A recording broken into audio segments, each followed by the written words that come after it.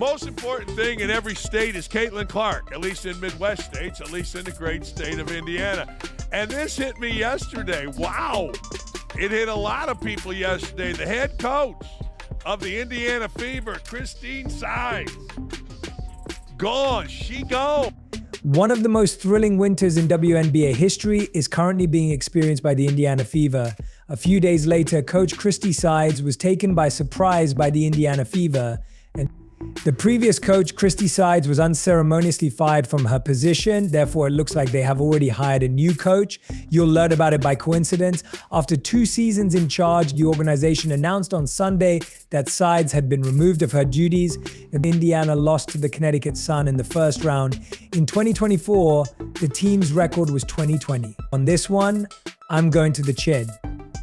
If, in fact, we treat the WNBA in the same way that we do the NBA, do we need to talk about Caitlin Clark's impact on this? Have to. You see, when LeBron James fires a coach, you know what happens. Whether it was LeBron James, everyone points the finger at him, I'm not sure, but we all head there right away. Everyone claims that Doug Collins was dismissed by Michael Jordan. Paul Westhead lost his job because of Magic Johnson. As you might imagine, it continues on and on and on. Yes, in actuality, we need to ask the same question regardless of how many different coaches have been in how many different locations. Did the coach get fired because of the little Iowa girl? This was said by the Fever following the unexpected decision. Kelly Krauskopf, president of basketball operations for the Fever, stated, "We are immensely grateful to Coach Sides for taking on the challenge of guiding us through a crucial transition period over the last 2 seasons while also setting us up for future growth. Even though these choices are never simple, it is imperative that we continue to be fearless and tenacious in pursuing our goals, which include realizing our full potential and returning to Indiana with another WNBA championship. We wish Coach Sides continued success since she was a fantastic representative of the Fever in our community." Additionally, she acknowledged that she was correct in her Twitter response. "She is correct. Leave it better than you found it," she tweeted. Regarding her performance on the court, it's possible that she was really awful. Since they were so awful the previous season, they didn't win enough games, but I won't argue it's because she looked good and earned a Leah Boston in her first season.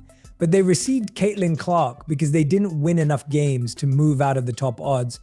The fact is that, in terms of records, Caitlin Clark is an Aaliyah Boston, so it's clear that things will go better. However, in terms of the team spirit and a lot of the small things, I believe she did a decent job for the Fever. She completed the job as well as she could, in my opinion. Thank you. That's not all though. The coaches of another team also send off at the same moment. Ironically, the Fever we're looking for is only the coach. According to sources, the Connecticut Sun fired head coach Stephanie White on Monday, 2 days after the Indiana Fever fired Christie, and Indianapolis is now searching for a new coach. White will be hired, according to supporters. She has shown herself to be the Fever's best choice in the past, and Monday's action from the Sun certainly supports that. Long before sides were made public, White was actually connected to the Fever. That makes sense, I suppose. She was raised in Indiana, went to Purdue University, and played for the team for the most of her WNBA career. In 2015, White guided Indy to the WNBA Finals, and he did so again in 2015 and 2016. During the regular season of 2024, White led the Suns to an incredible 2-8-1-2 record. Before losing to the Minnesota Lynx in the conference semifinals, they also defeated Caitlin Clark and her teammates in the first round of the playoffs. White spent 2 seasons at Connecticut with a 5-5-2-5 record. She had previously spent 5 years as head coach of Vanderbilt. With his wealth of experience, White could be the best coach for the Fever to help develop players like the season's final 2 rookies, Clark and Aaliyah Boston.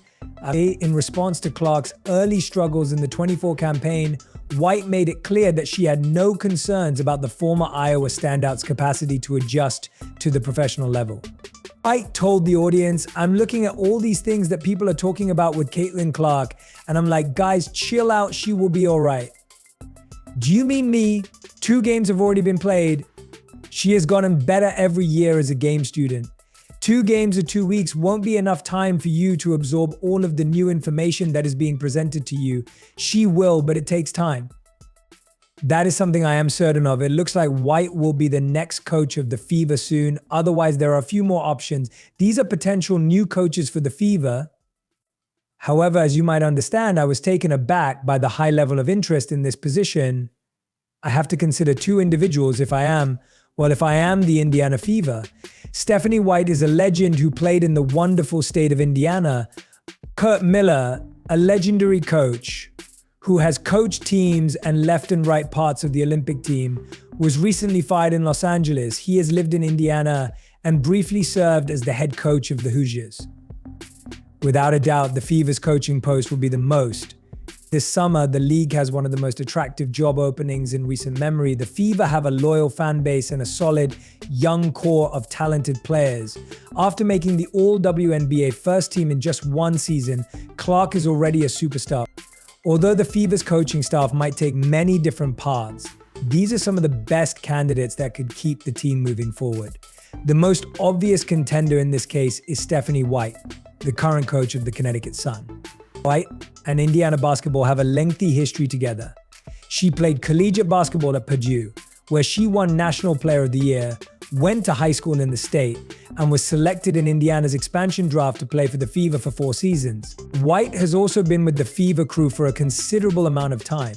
She was a part of the 2012 WNBA championship winning team and served as the Fever's assistant from 2011 to 2014. The last time Indiana qualified for the playoffs before to this season, in 2015 and 2016, White was the head coach of the Fever. Under Curt Miller, White has been able to sustain the Suns' success and hone her coaching skills with the team in subsequent years. In 2023, she even won the WNBA Coach of the Year award. White has a 9.256 overall record as a head coach, including a 5.525 record in his final 2 seasons in Connecticut. As head coach of the Fever in 2015, she also advanced to the WNBA Finals, where she lost to the Minnesota Lynx in 5 games. It seems like any team with Clark at the forefront will be able to score whenever it wants, and the Fever had a fantastic offensive in the closing minutes of the season. White has made a name for herself as one of the best defensive coaches in the WNBA throughout the past 2 seasons.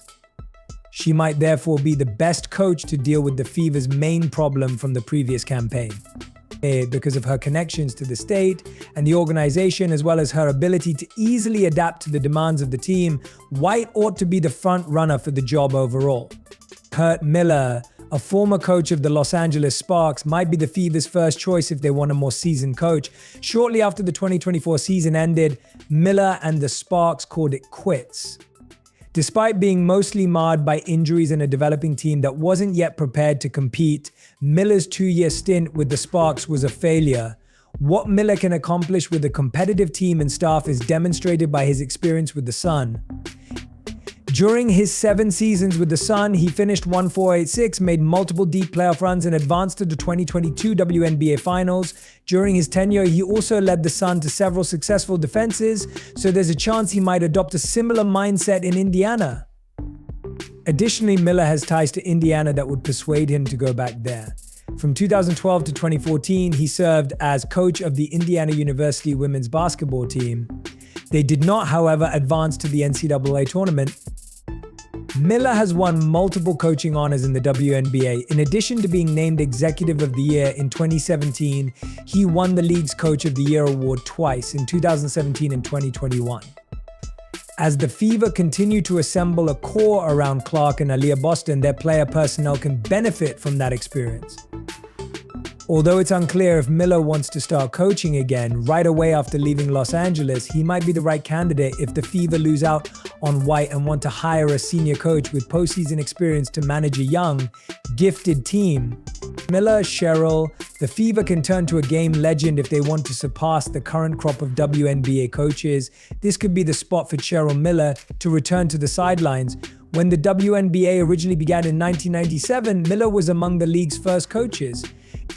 She served as general manager and coach of the Phoenix Mercury for 4 seasons, from 1997 to 2000.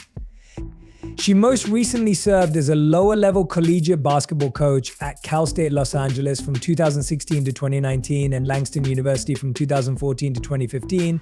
Although Miller played before the WNBA, her accomplishments as a player are essentially unmatched.